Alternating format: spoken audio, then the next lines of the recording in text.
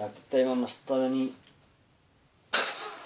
nastavený rozsah plynu, že zabírá až někde plyn uprostřed.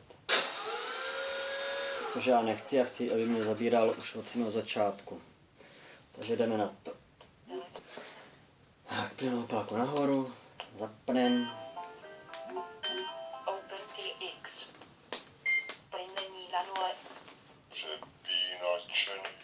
Tak.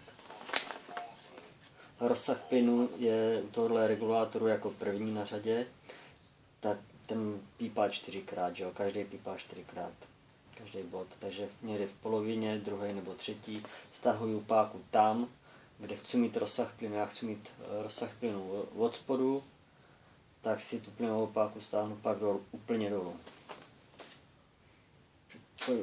Takhle.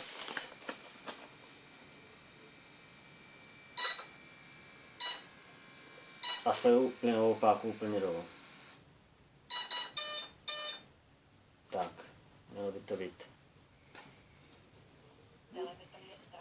Rádio.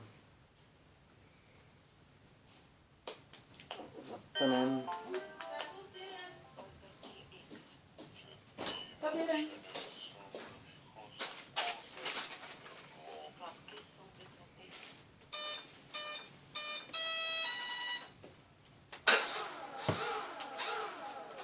No, a už to jde od spod.